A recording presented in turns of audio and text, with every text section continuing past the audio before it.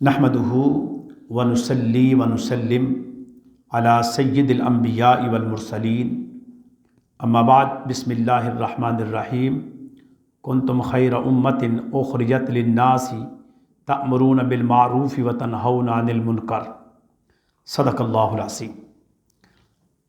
اللہم صلی علی سیدنا و مولانا محمد وعلی آل سیدنا و مولانا محمد وصحابی سیدنا و مولانا محمد وازواج سیدنا و مولانا محمد و امام سیدنا و مولانا محمد و اولیاء سیدنا و مولانا محمد وبارک وسلم وصلی علیہ کما صلیت وسلمت وبارکت ورحمت وترحمت علی ابراہیم وعلی آل ابراہیم انک حمید مجید۔ معزز خواتین و حضرات، السلام علیکم ورحمۃ اللہ وبرکاتہ۔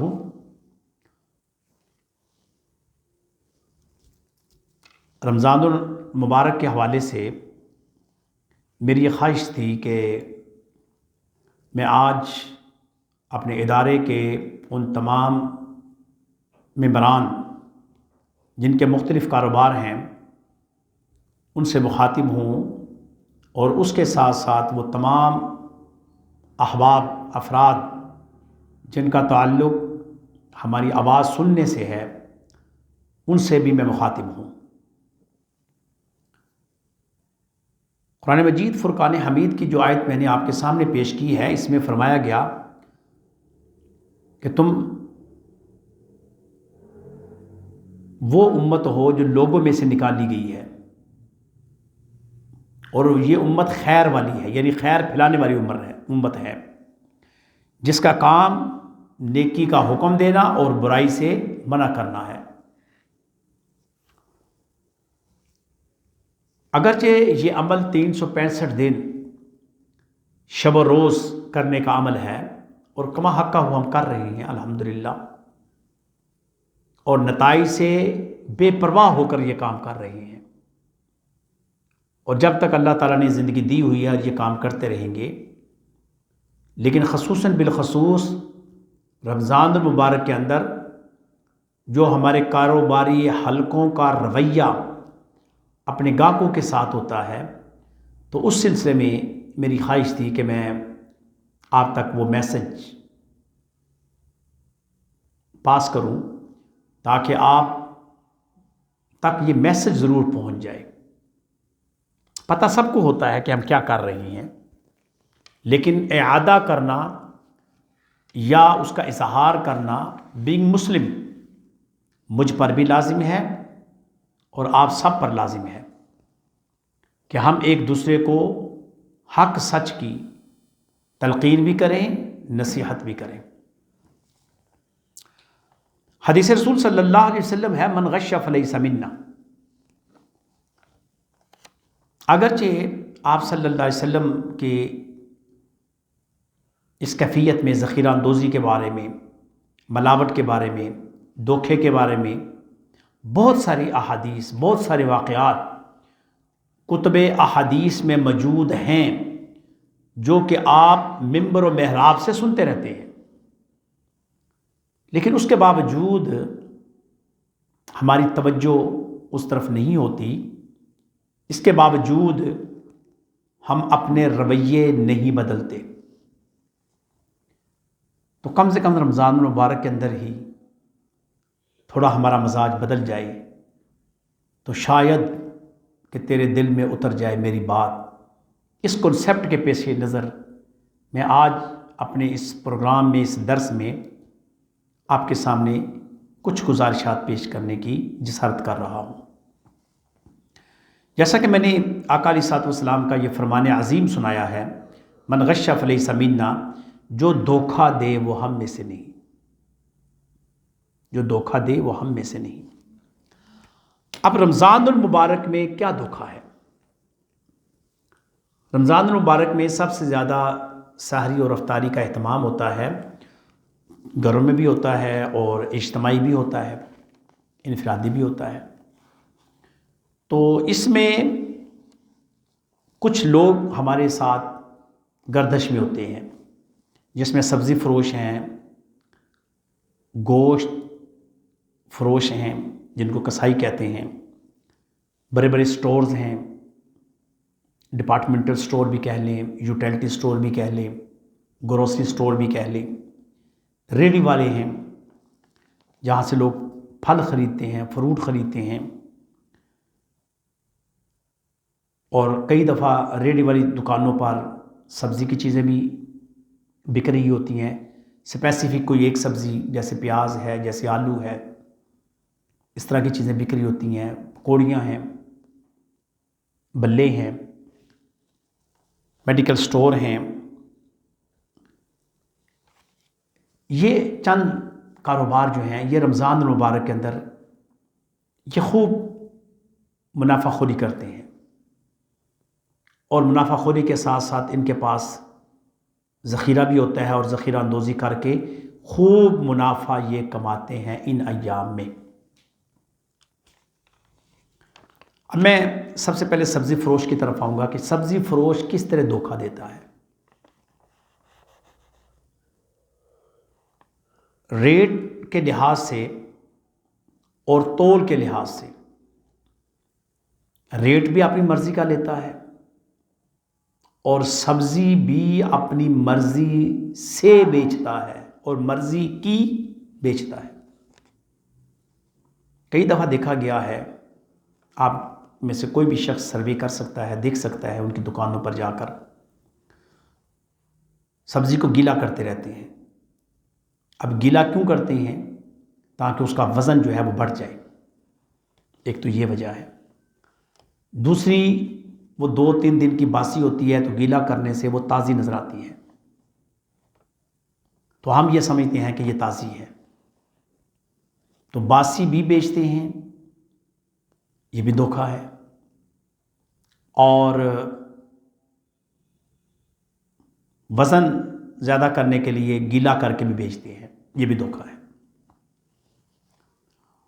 اور اس سے خطرناک جو دھوکہ ہے وہ یہ ہے کہ گلی سڑی، یعنی کوئی چیز دے رہے ہیں، مثلا آپ ٹماٹر لے لیں کلو ایک، آپ جائیں جس دن مرضی یہ عمل کر لیں، اس میں کسی دکان سے لیں گے تو 2-3 خراب ہوں گے، کسی سے لیں گے 4-5 خراب ہوں گے، کسی سے لیں گے 6-7 خراب ہوں گے، یعنی کلو کے اندر کم سے کم آدھ پاؤ جو ہے نا، آدھ پاؤ یا 1 پاؤ وہ اس میں خراب ہی ہوں گے۔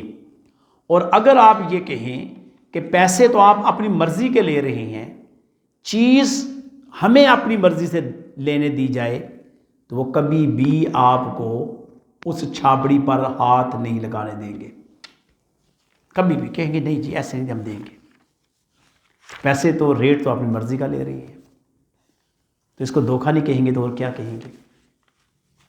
یعنی اگر اس نے کہا جی میں 100 روپیہ کے جی یہ ٹماٹر آپ کو دے رہا ہوں یا آلو دے رہا ہوں، آپ کو یہ حق ہی نہیں پہنچتا کہ آپ مرضی سے اس میں سے نکالیں، یہ حق ہی نہیں ہے۔ ایک تو یہ چیز آپ اس کو دیکھیں اور اس چیز کی طرف بڑھیں کہ سبزی فروش کا یہ جو رویہ ہے، کہیں یہ رویہ اس حدیث کے مصداق تو نہیں کہ من غش فلیس منا، ایک بات۔ اس کے بعد آ جائیں گوشت فروش کو۔ آپ بیف لیتے ہیں، بڑا گوشت لیتے ہیں، میٹ لیتے ہیں، چھوٹا گوشت لیتے ہیں، چھوٹا بکرے کا گوشت، برائلر لیتے ہیں، ولایتی مرغا جس کو کہتے ہیں، دیسی مرغا بھی لیتے ہیں، انڈے بھی لیتے ہیں۔ دیسی مرغا تو شاید دیہی علاقوں میں مل جائے صحیح، لیکن یہاں پر دیسی مرغا بھی شہروں میں دھوکے کے ساتھ بیچتے ہیں۔ 99% دیسی انڈے، دیسی گھی اور دیسی مرغ جو ہے یہ دیسی کر کے بیچتے ہیں، حالانکہ وہ خالصتاً دیسی نہیں ہوتا۔ یہ خیر الگ موضوع ہے، میں صرف اس وقت کسائی کی بات کرنا چاہتا ہوں۔ کسائی گوشت بیچتا ہے، آپ بیف کی طرف چلے جائیں، 1 کلو گوشت لینا ہے ایک بندے نے، اور اس وقت 1000 روپے کے لگ بھگ کلو گوشت ہے، اور تھوڑی سی آپ محنت کریں گے تو 1200 کا دے دے گا، 1300 کا دے دے گا، اس سے کم نہیں دے گا۔ اس میں سے ہڈی کتنی، چربی کتنی اور اصل بیف کتنا ہے؟ تو یہ کیا رویہ ہے؟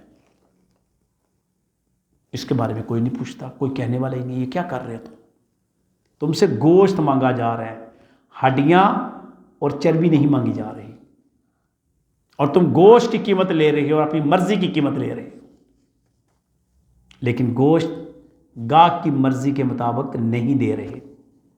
خرید و فروخت کی تعریف یہ ہے کہ دونوں جو ہیں، جو چیز خرید رہی ہیں اس کے مطابق دونوں کو راضی کیا جائے۔ فروخت کنندہ اپنی مرضی کا پیسہ لے رہا ہے، اور خرید کنندہ جو ہے اس کی مرضی کا اس کو سودا نہیں دیا جا رہا۔ اور رمضان المبارک میں تو اس کا بہت ہی زیادہ ملاوٹ کا عمل ہوتا ہے۔ پھر چونکہ صبح کے ٹائم جانور ذبح کیے جاتے ہیں، پھر شام تک چونکہ بیچنا ہوتا ہے تو وہ اس کے اوپر بھی پانی لگاتے رہیں گے، گیلی ٹاکیاں کر کے رکھ دیں گے، اور کہیں گے جی یہ زہر خشک ہوگا تو گوشت زیادہ چڑھے گا باٹوں کے اوپر، تول کے اوپر، تو وہ یعنی زیادہ نہیں ہوتا، کلو ہی ہوگا، لیکن واقعی صحیح کلو ہوگا۔ یہ نہیں ہوگا کہ پانی والا ہوگا تو وہ جناب گھر جائیں گے تو چھان بیٹ کر کے تو میرے خیال میں آدھا کلو گوشت بھی صحیح طریقے سے نہیں نکلتا۔ یہ اسلامی کنٹری اور اسلامی معاشرے کے لوگوں کا حال میں بتا رہا ہوں آپ کو۔ میٹ کے ساتھ بھی یہی سلوک ہے، اور برائلر کے ساتھ بھی یہی سلوک ہے۔ سب سے پہلے تو برائلر مرغ میں تو کمال کہتا ہوں، اکثر گفتگو کرتا ہوں کہ ہم برائلر خریدتے ہیں، وہ مرغہ ہے جو خود اپنی ٹانگوں پر کھڑا نہیں ہو سکتا، وہ خرید کر ہم کھاتے ہیں اور شادیوں میں کھلاتے ہیں اور مہمانوں کو بھی کھلاتے ہیں، اور اگر وہ نہ کھایا جائے تو ہمارا دسترخوان ہی مکمل نہیں ہوتا۔ اور آپ کے جتنے بھی یہ فاسٹ فوڈ ہیں وہ اسی کے مرہون منت ہیں۔ تو اب آپ وہ برائلر دیکھ لیں کہ اس کو 1 کلو آپ نے گوشت لینا ہے تو 1 کلو کے اندر اس نے کیا کرنا ہے، اس کی بھی کئی چیزیں جو ہیں، کوئی مثلا پوٹ ہے، کچھ اور چیزیں ہیں، تو وہ تقریباً 2 چھٹانگ کے قریب گاہ کے ذمہ پڑ جاتا ہے، وہ گاہ کے کھاتے پڑتا ہے۔ تو اس کو گوشت چاہیے اور گوشت پورا نہیں ملتا اس کو بھی۔ رمضان المبارک میں زیادہ یہ اہتمام کیا جاتا ہے، یہ ملاوٹ ہے۔ لیکن تول جو ہے، جب آپ تولیں گے، جس دن مرضی تجربہ کر لیں اور جس مرضی دکان پر چلیں گے، میں گزشتہ کئی سالوں سے وزٹ کر رہا ہوں، چھوٹی دکانوں کا، بڑی دکانوں کا اور بڑے بڑے سٹوروں کا، ان کا تول صحیح نہیں ہوتا، یعنی ضرور 100 گرام یا 200 گرام میں کمی واقع ہوتی ہے، 1 kg کے اندر میں بتا رہا ہوں۔ اور اگر کسی نے 5-6 کلو لینا ہے تو آپ سمجھ لیں کہ کتنے گرام اس میں سے مائنس ہوتا ہے، جبکہ ان گراموں کے وہ پیسے ریسیو کرتے ہیں، وصول کیے ہوتے ہیں ان گراموں کے پیسے۔ یہ گوشت جو فروخت کرتے ہیں یہ ان کا دھوکہ ہے۔ اس کے بعد بڑے بڑے سٹوروں پر چلے جائیں، وہاں پر رمضان پیکج کا اعلان ہوتا ہے، رمضان پیکج ہے جی۔ اب رمضان پیکج میں کیا کرتے ہیں کہ چینی باریک اور موٹی اس کے ریٹس میں ڈیفرنٹ ہوگا، مرچ دیسی ہے یا ولایتی اس میں ڈیفرنٹ ہوگا، نمک فلانا ہے فلانا ہے اس میں ڈیفرنٹ ہوگا، کھجوریں پڑی ہوتی ہیں، اگر تو کوالٹی وائز کھجوریں نظر آئیں تب تو آتی ہے۔ کئی دفعہ میں نے دیکھا کہ بلیک کلر کی کھجوروں کو دیکھا وہ ایکسپائر ہوتی ہیں اندر سے، آپ واپس جا کر دیکھ کہیں ڈبہ کھل گیا، ہم کیا کریں، اس کے ذمہ دار نہیں بنتے، اور وہ اس کو پیکج کا نام دیتے ہیں۔ آٹا ہے، گھر آ کر خراب ہو گیا، کھل گیا، آپ نے جا کر واپس کہا، بہت بڑا سٹور ہے، کہا اس کو چیک کر لیں، یہ خراب ہے آٹا یا صحیح پک نہیں رہا، تو کہ جی ہم کیا کر سکتے ہیں، پیچھے سے آیا ہے، ہم نے بھی پیک کر کے بھیج دیا، ہم نے کون سا کھول کر چیک کیا ہے۔ یہ ڈپارٹمنٹ سٹور جو بڑے بڑے سٹور ہیں جو بگ کہلاتے ہیں، یہ ان کا رویہ، اور باہر لکھا ہوتا ہے رمضان پیکج۔ غریب آدمی چلا جاتا ہے کہ شاید 10,000 کا سودا لیں گے، 300 روپیہ بچ جائے گا، لیکن وہ 300 روپیہ نہیں بچتا، وہ 1300 روپیہ وہ اور نکال لیتے ہیں آپ میں سے، کہ اس پیکج کی جو تول ہے اس تول میں کمی بیشی کرتے ہیں۔ جائیں جا کر چیک کریں۔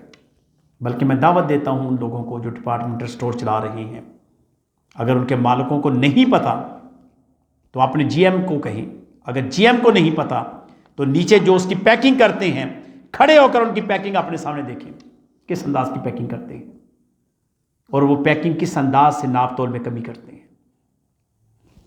یہ موضوع بھی رمضان مبارک کے بعد میں انشاءاللہ اس کے بارے میں مزید آپ کو بتاؤں گا۔ اس کے بعد میں چونکہ اس درس کو میں بڑا مختصر رکھنا چاہتا ہوں اور آگے میں اصل بات کرنا چاہتا ہوں۔ فروٹ بیچنے والے ہیں، زیادہ تر مالٹے، کیلے، امرود یا اس قسم کا سیب، اس قسم کا پھل بکتے ہیں۔ بعض اوقات تو آپ دیکھیں گے کہ رات کو لائٹیں لگی ہوتی ہیں۔ یہ اتنے پیارے لوگ ہیں کہ اتنی پیاری لائٹیں لگاتے ہیں کہ لوگ سمجھتے ہیں کہ یہ گولڈن سیب ہیں اور بڑے خوبصورت سیب لگ رہے ہوتے ہیں، لیکن یقین جانیے گھر آ کر دیکھیں گے تو وہ سیب اندر سے کانے ہوں گے، جب واپس جائیں گے کوئی ذمہ دار نہیں بنتا اور کہیں گے ہم تو پیچھے سے لے کر آئے ہیں، اور ان کو پتہ ہوتا ہے یہ گندے ہیں۔ اگر نہ پتہ ہو تو وہ غلط لائٹیں، تیز روشنی والی لائٹیں لگائے ہی نہ، ان کو بے ایمانی کا پتہ ہوتا ہے۔ کئی لوگ ایسے ہوتے ہیں کہ جو ریڑیوں کے اوپر سپیکر لگائے ہوتے ہیں، ان کو بھی پتہ ہوتا ہے ہم کیا کر رہے ہیں۔ امرود ہیں، کانے ہیں، گندے ہیں، کچے ہیں، بیچ رہے ہیں۔ سیب ہیں، خراب ہیں، مکس کر کے بیچ رہے ہیں۔ موسمی ہے، مالٹے ہیں، کنو ہیں، فروٹ جس قسم کا بھی ہے اس کو بھی مکس کر دیتے ہیں۔ چاہے آپ ان سے 200 روپیہ درجن لے لیں، جس دن مرضی تجربہ کر لیں، گھر آ کر دیکھیں گے کوئی نہ کوئی موسمی خشک ہوگی، کوئی نہ کوئی مالٹا پھسا ہوا ہوگا اور خراب ہوگا۔ کہیں یہ پیٹی کی دب سے ہو گیا تھا، بھی دب سے ہو گیا تو آپ جانے، آپ کا کام جانے۔ جس گاہک نے آپ کو پورے پیسے دیے ہیں اس کو پورے دانے گن کر صحیح سلامت دو۔ آپ تو بے ایمانی کر رہے ہیں، پیسے تو آپ نے پورے لیے ہیں، 200 میں سے آپ نے 1 روپیہ نہیں کم کیا۔ آپ یہ کہیں، وہ بھی میں آگے بات کرتا ہوں کہ کیا کہنا چاہیے آپ کو۔ اس کے بعد آ جائیں، یہ فروٹ بیچنے والے کا رویہ ہے۔ اس کے بعد آ جائیں میڈیکل سٹور والوں کا رویہ۔ یہ بھی میڈیسن آئے دن ان کے ریٹ بڑھ رہے ہوتے ہیں۔ کبھی کبھی یہ ہوتا تھا کہ کچھ سال کے بعد 1 روپیہ 2 روپیہ ریٹ بڑھتا تھا، اب یہ ہے کہ صبح میڈیسن لیں شام کو کوئی اور ریٹ ہوگا، شام کو لیں صبح کوئی اور ریٹ ہوگا، اور پھر بس اوقات یہ کرتے ہیں کہ بل بناتے ہیں، اس میں سے نیچے سے 5 روپے کہتے ہیں کہ یہ ہم نے آپ کو ڈسکاؤنٹ دیا ہے۔ ڈسکاؤنٹ، ماشاءاللہ، کبھی سوچئے گا لوٹنے والے ڈسکاؤنٹ دے سکتے ہیں؟ کس چیز کا ڈسکاؤنٹ دے رہے ہیں ہمیں؟ یہ تو بتا دیں ذرا، یہ کون سا ڈسکاؤنٹ ہے؟ اگر وہ اس بل کے اندر ہمیں ڈسکاؤنٹ دے سکتے ہیں تو ریٹ ہی کم کر دیں۔ ریٹ کیوں نہیں کم کرتے؟ ہمیں ڈسکاؤنٹ کی ضرورت نہیں ہے، ہمیں وہ ریٹ دیں جو جینوئن ریٹ ہے، جو 1000% آپ منافع خوری کر رہی ہیں وہ نہ کریں۔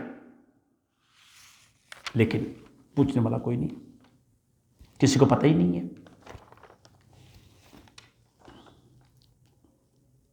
اسی طرح ہمارے ملازم لوگ ہیں، کسی بھی ڈپارٹمنٹ کے ملازم ہیں، ان کا بھی رویہ اچھا نہیں ہے۔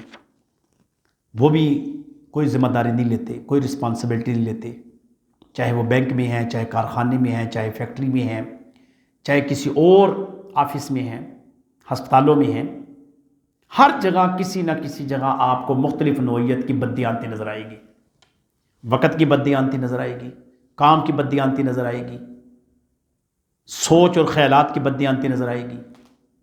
کسی نہ کسی جگہ بددیانتی کا عنصر ہمارے اس معاشرے کے اندر ناسور کی شکل بن چکا ہے۔ بس اتنی سی بات آپ تک کروں گا۔ اب آ جائیں واپس۔ اگر ہم سابقہ انبیاء علیہ صاحبہ و تسلیم کی قوموں کی زندگی کا مطالعہ کریں تو سابقہ اقوام میں ایک گناہ ہوتا تھا نا، ایک گناہ، اس پوری قوم کو نیست و نبود کر دیا جاتا تھا۔ میں اس وقت صرف ایگزامپل کے طور پر حضرت شعیب علیہ السلام کی قوم کا ذکر کروں گا۔ ان کی قوم ناپ تول میں کمی کرتی تھی۔ ناپ تول، ناپ تول کا مطلب چیز کو دیتے ہوئے کم دینا، لیتے ہوئے زیادہ لینا۔ کپڑا گز کی شکل میں پیماش کیا جاتا ہے، تو گز کی شکل میں، میٹر کی شکل میں لینا، گز میں بیچنا، گز میں لینا، میٹر میں بیچنا۔ اس میٹر کے اندر بھی ڈنڈی مار کے اگر آپ سمجھ لیں کہ تھوڑا تھوڑا سا بھی کپڑا کاٹے تو کتنا ہی کپڑا کٹ جاتا ہے۔ جبکہ ہمارے اسلاف کا یہ عمل رہا ہے، ہمارے بہت سارے اکابرین کپڑے کی تجارت کرتے تھے، اگر ان کو پتہ چل جائے، اپنے وہ اسپیشل کہا کرتے تھے، جو بھی سیل مین انہوں نے رکھا ہوتا تھا، کہ اس الماری میں ایک ایسا تھان پڑا ہوا ہے جو کہ خراب ہے، جب سارے تھان بیچو تو اس کو الگ گاہک کو بتانا کہ یہ خراب ہے، اور اس کی قیمت کم کر دینا۔ اگر اس کا دل کرے لے لے، نہیں دل کرتا اس کو الگ کر دو، لیکن جن کی پوری قیمت لے رہے ہو اس کے ساتھ اس کو مت بیچنا۔ اگر کسی نے بھول کر بیچ دیا تو ان بزرگان کو جب واپس آئے پتہ چلا تو انہوں نے وہ ساری رقم ہی خیرات کر دی، کہا کہ یہ مجھ پر حلال ہی نہیں ہے، ساری رقم خیرات کر دی۔ اسی طرح ایک تاجر کے بارے میں بھی ہم نے پڑھا، میں نام نہیں کسی کا لینا چاہتا، یہ سب چیزیں آپ نے پڑھی ہوئی ہیں۔ ایک تاجر کے بارے میں ہم نے پڑھا، کیونکہ جب ہم نام لیتے ہیں تو آپ کہتے ہیں وہ تو بڑی ہستیاں تھیں، وہ تو بڑے بڑے ان کے مقام اور مرتبے تھے، ہم وہاں کہاں تک پہنچ سکتے ہیں؟ پھر آپ کا یہ عذر ہوتا ہے۔ اس لیے میں چاہتا ہوں واقعہ ذہن میں رکھیں آپ، وہ ہستیاں واقعی بڑی اعلیٰ ہستیاں تھیں۔ اس کے بعد ایک اور طبقہ ہے، کسی گھی، وہ گھی بیچتے تھے تو کسی ایک گھی کے کنستر میں چوہا داخل ہو گیا، چوہا، ان کو پتا تھا، انہوں نے چوہا نکال کے پھینک دیا۔ اس کے بعد انہوں نے کہا بھی یہ کنستر نہیں بیچنا گھی والا۔ بعد میں جب وہ بھی بک گیا تو آپ نے وہ سارا ہی مال جو ہے اس کو پھینک دیا کہ یہ میں، چونکہ جس گھی میں چوہا نکلا تھا وہ گھی اور باقی گھی کے کنستر مکس ہو گئے تھے، جبکہ انہوں نے اپنے سیل مین کو بتایا تھا کہ اس کا خیال رکھنا۔ یہ رویہ ہمارے بزرگان دین کا، مسلمانوں کے بزرگان دین کا رہا ہے۔ نبی مکرم صلی اللہ علیہ وسلم وزٹ کرتے تھے بازاروں کا، اور آپ وزٹ کرتے ہوئے بوریوں کے اندر باقاعدہ جو اوزار ہوتا ہے ناپنے کا وہ ڈالتے تھے، تو اوپر خشک ہوتا تھا اور نیچے گیلا ہوتا تھا، تو آپ فرمایا کرتے تھے کہ تمہارا ہم سے کوئی تعلق نہیں، تم ملاوٹ کر رہے ہو، دھوکہ دے رہے ہو، جو دھوکہ دیتا ہے اس کا ہم سے کوئی تعلق نہیں۔ اب واپس آ جائیں، میری گفتگو لمبی ہو جائے گی جو کہ میں نہیں چاہتا، اب واپس آ جائیں۔ اگر سابقہ قومیں کسی ایک گناہ کی وجہ سے، جیسے شعیب علیہ السلام کی قوم میں ناپ تول میں کمی تھی، صرف ایک اس عمل کی وجہ سے ان کو نیست و نابود کر دیا گیا، یالہ باری ہوئی، پتھروں کی بارش ہوئی، زلزلہ آیا، طوفان آیا، آندھی آئی، ان کا نشان مٹا دیا گیا۔ ہمارے ہاں تو جھوٹ بھی چل رہا ہے، ایفائے عہد کی خلاف ورزی بھی ہو رہی ہے، یعنی وعدہ خلافی بھی ہو رہی ہے، خیانت بھی ہو رہی ہے، بددیانتی بھی ہو رہی ہے، اور ناپ تول میں کمی بھی ہو رہی ہے۔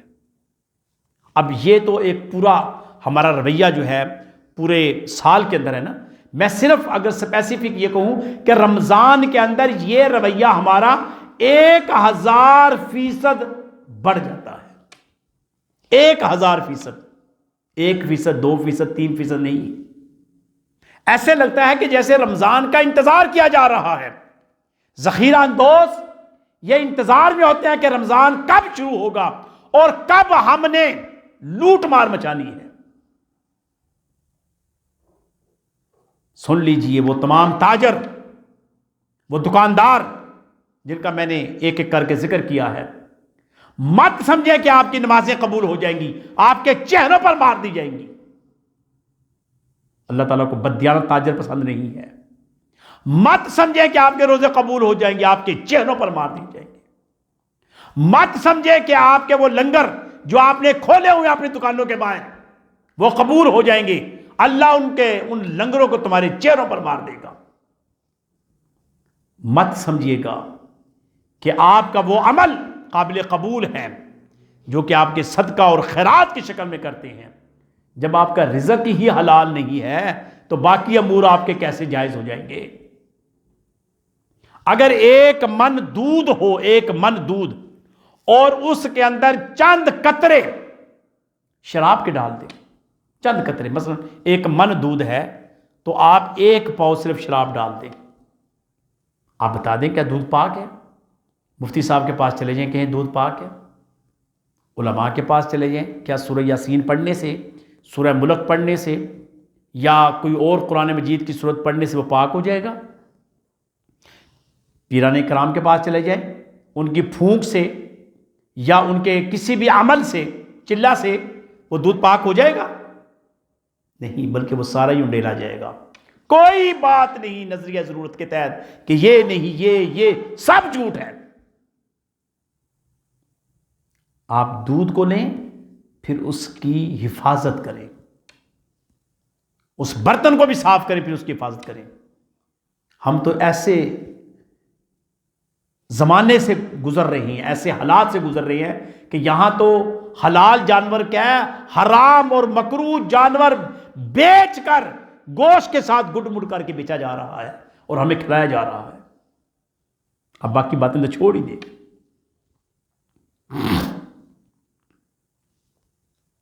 کون اس چیز کو درست کرے گا؟ مت سمجھیے گا کہ یہ مولویوں کا کام ہے یا علماء کا کام ہے یا مشائخ اعظام کا کام ہے، نہیں۔ کنتم خیر امۃ اخرجت للناس تأمرون بالمعروف وتنہون عن المنکر، تم ساری امت خیر ہو۔ ہر شخص کلکم راعی وکلکم مسئول عن رعیتہ، تم میں سے ہر ایک نگہبان ہے اور ہر ایک سے اس کی رعیت کے بارے میں سوال ہوگا، پوچھا جائے گا تم کیا کرتے رہے ہو۔ تم اگر ایک دکاندار ہو تو تمہیں اپنی دکان کے متعلق پوچھا جائے گا، تم اگر گوشت فروش ہو تو تمہیں اپنی دکان کے متعلق پوچھا جائے گا، تم اگر ایک سٹور کا مالک ہو تمہیں اس سٹور کے متعلق پوچھا جائے گا، تم اگر ایک ریڑھی والے ہو تمہیں اس ریڑھی کے متعلق پوچھا جائے گا، تم میڈیکل سٹور کے مالک ہو تمہیں میڈیکل سٹور کے متعلق پوچھا جائے گا کہ تمہارا رویہ کیا تھا، کس طرح تم امت کے ساتھ دغا کرتے رہے ہو، فریب کرتے رہے ہو، امت کو دھوکہ دیتے رہے ہو، امت کے ساتھ بے ایمانی کرتے رہے ہو، امت کے ساتھ فریب کرتے رہے ہو۔ اور اس فریب کو کس طرح ختم کرنے کی کوشش کیجیے کہ 2 دیگیں پکا کر صبح بانٹ دی، اور وہ بھی میں تو کہتا ہوں کہ مستقل گداگر تیار کر رہے ہیں ہم، مستقل، جبکہ ہمارا قانون ہے انسداد گداگری کا بھی قانون ہے، اور مستقل طور پر گداگروں کو پروموٹ کیا جا رہا ہے، محنت کا درس نہیں دیا جا رہا، محنت کی طرف متوجہ نہیں کیا جا رہا کہ اپنے ہاتھوں سے کماؤ۔ میرے آقا علیہ الصلوۃ والسلام کا فرمان ہے القاسم حبیب اللہ، اپنے ہاتھ سے کمانے والا اللہ کا دوست ہے۔ میں موضوع سے نہیں ہٹنا چاہتا، میں واپس اس جملے پر آنا چاہتا ہوں، من غش فلیس منا۔ اس حدیث کو پھر پڑھیے، من غش فلیس منا، من غش فلیس منا۔ یہ اتنی، میں کیا، میرے پاس وہ لفظ نہیں ہے جو لفظ میں کہنا چاہتا ہوں، وہ لفظ میری زبان اس کا ساتھ نہیں دے رہی کہ فلیس منا کا مطلب کیا ہے، کہ آقا علیہ الصلوۃ والسلام یہ کہیں من غشہ، جس نے دھوکہ دیا، جس نے ملاوٹ کی، فلیس منا، میرا اس سے کوئی تعلق نہیں۔ تو آپ سمجھ لیجئے پھر کہاں کھڑے ہیں آپ، کہ حضور علیہ الصلوۃ والسلام نے اپنے ساتھ اس کے تعلق کو جدا کر دیا۔ اب بتائیے مجھے ہم کہاں کھڑے ہیں؟ کس کے لیے کما رہے ہیں؟ کس کے لیے مال و زر جمع کر رہے ہیں؟ کن کے لیے؟ کیا یہ آپ کی قبروں پر آپ کی اولادیں کل فاتحہ پڑھیں گی؟ کیا کل یہ قرآن خوانی کر کے آپ کو بخشوائیں گی؟ ہر شخص نے اپنی قبر میں اپنا حساب دینا ہے. ہر شخص نے انفرادی سطح پر اللہ اس کے رسول کی بارگاہ میں کھڑے ہونا ہے. کون سا منہ لے کر جائیں گے؟ ابھی میں نے آپ کو وہ رویہ نہیں بتایا کہ بین الاقوامی سطح پر دیگر مذاہب کے تہوار آئے ان کے کیا رویے ہوتے ہیں. یہ میں نے بات نہیں کی. میں صرف اور صرف مسلمانوں کے متعلق بات کر رہا ہوں. پورے پاکستان کی بات بھی نہیں کر رہا اور نہ ہی عالم اسلام کی بات کر رہا ہوں. صرف اپنی کمیونٹی کو بتا رہا ہوں. ورنہ یہ تو درد ایسا درد ہے کہ جتنا بھی اس کو چھیڑا جائے تو اس کی تو چیخیں ہی نکلتی ہیں. یہ ایسا درد ہے. ابھی تو میں نے یوٹیلٹی سٹور کا ذکر ہی نہیں کیا. اس لیے نہیں کیا کہ اس کی رسپانسبلٹی گورنمنٹ ہے. وہاں جو کچھ میں نے یہاں گنوایا ہے وہ سب کچھ یوٹیلٹی سٹور میں بھی ہوتا ہے، لیکن اس کی ذمہ دار گورنمنٹ ہے. وہ خدا کے سامنے جواب دے ہے، نہ آپ ہے نہ میں. لیکن ان دکانوں کے بارے میں یہ بتا رہا ہوں، ان کے اندر ذمہ دار آپ ہیں. انفرادی سطح پر آپ سے پوچھا جائے گا فَمَن يَعْمَلْ مِثْقَالَ ذَرَّةٍ خَيْرًا يَرَهُ وَمَن يَعْمَلْ مِثْقَالَ ذَرَّةٍ شَرًّا يَرَهُ. ذرہ برابر نیکی، ذرہ برابر برائی. نیکی بھی ضائع نہیں ہوگی، برائی کی بھی چھوٹ نہیں ہوگی. آپ بھول گئے ہیں کہ آپ کو کس نے پیدا کیا؟ آپ بھول گئے ہیں کہ آپ کو موت کس نے دینی ہے؟ آپ بھول گئے ہیں کہ آپ نے قبر میں جانا ہے کہ نہیں جانا؟ کیا ہم ساری زندگی یہیں رہیں گے؟ کیسے حساب دیں گے قبر میں؟ کیسے حضور کا سامنا کریں گے؟ کیسے قبر کی تاریکی اور تنگی سے ہماری جان چھوٹے گی؟ اس لیے دوستان محترم اور عزیزان، میں مخاطب ہوں اپنے ادارے کے تمام ممبران سے. تمام جو تاجر لوگ ہیں، دکاندار ہیں، ملازم ہیں، میں ان کی توجہ چاہتا ہوں، بیٹیوں کی، بہنوں کی، کہ آپ بھی ضرور پوچھا کریں اپنے شوہروں سے، اپنے بھائیوں سے، اپنے بڑوں سے کہ آج زیادہ نفع کیوں آیا ہے. آج آپ گارمر ہمیں جو اسپیشل کھانا ڈش کھلا رہے ہیں، اس کے پیسے کہاں سے آئے ہیں؟ یہ آپ کا رائٹ ہے پوچھنا. آج جو ہمیں آپ شاپنگ کروا رہے ہیں اور گھما پھرا رہے ہیں، یہ پیسے کہاں سے آئے ہیں؟ آپ کی تو اتنی پسلی نہیں ہے، یہ پنجابی کا لفظ ہے. آپ کی اتنی بساط نہیں ہے، سادہ سا لفظ. آپ کی اتنی ہمت نہیں ہے، آپ کی اتنی توفیق نہیں ہے. کہاں سے لائے ہو؟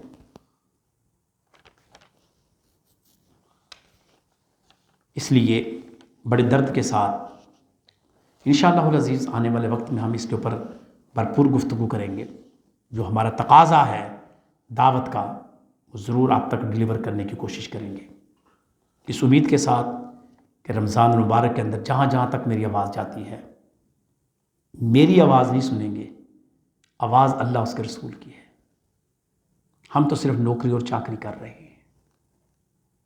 پیغام اللہ اس کے رسول کا ہے، طریقہ اللہ اس کے رسول کا ہے، تبلیغ اللہ اس کے رسول کی ہے، حکم اللہ اس کے رسول کا ہے. ہم تو صرف اعادہ کر رہے ہیں، رپیٹ کر رہے ہیں، دہرا رہے ہیں. شاید کہ تیرے دل میں اتر جائے میری بات. ورنہ کل قیامت والا دن تو ہے ہی ہے. پھر دیکھی جائے گی کیا ہوگا، کیسے ہوگا. کم سے کم یہ تو نہیں کہو گے کہ ہمیں کسی نے نہیں بتایا تھا. آج ہم اپنی ذمہ داری پوری کر رہے ہیں، اپنے تئیں، اپنی ہمت کے مطابق، اپنی طاقت کے مطابق، اپنی قوت کے مطابق آپ تک یہ بات پہنچانے کی کوشش کر رہے ہیں، اس امید کے ساتھ کہ تجربہ کریں کہ اس رمضان کے اندر اگر سبزی فروش اپنا رویہ بدل دے، اگر گوشت بیچنے والا اپنا رویہ بدل دے، اگر بڑے بڑے سٹور پر کام کرنے والے اپنا رویہ بدل دیں، ریڑھی والے اپنا رویہ بدل دیں، فروٹ بیچنے والے، میڈیکل سٹور والے اپنا رویہ بدل کر ناپ تول کو برابر کر دے۔ میں بڑی ذمہ داری کے ساتھ کہتا ہوں، اللہ آپ کے رزق میں بہت وسعت دے گا، آپ کا رزق بڑا ہی بڑھ جائے گا، آپ کے گھروں سے انتشار اور نفاق کو ختم کر دے گا، آپ کے اندر سے بے برتی کا خاتمہ کر دے گا۔ تجربہ کر کے دیکھ لیں، اسلام بڑا طاقتور مذہب ہے، بڑا ہی قوت والا مذہب ہے، اور بڑا ہی دیانتدار مذہب ہے، امانت دار مذہب ہے، اور ایسا وفادار مذہب ہے کہ آپ کی دنیا کو بھی بہتر کرنا چاہتا ہے، آپ کی آخرت کو بھی بہتر کرنا چاہتا ہے۔ مشہور دعا نبی مکرم صلی اللہ علیہ وسلم جو ہمیں تفویض فرما کر گئے ہیں، ربنا آتنا فی الدنیا حسنہ وفی الآخرۃ حسنہ۔ اتنی خوبصورت دعا کہ اللہ میری دنیا بھی حسین کر دے، میری آخرت بھی حسین کر دے۔ اے اللہ مجھے دنیا کی بھی خوبیاں عطا کر دے اور آخرت کی بھی خوبیاں عطا کر دے۔ تو دنیا کی خوبیاں کون سی ہیں؟ یہی خوبیاں ہیں کہ آپ نے دھوکہ نہیں دینا۔ اللہ تعالیٰ سے یہ دعا ہے کہ اللہ پاک عمل کی توفیق عطا فرمائے، آمین۔ وآخر دعوانا ان الحمد للہ رب العالمین، صلی اللہ علی حبیبہ محمد وآلہ وسلم۔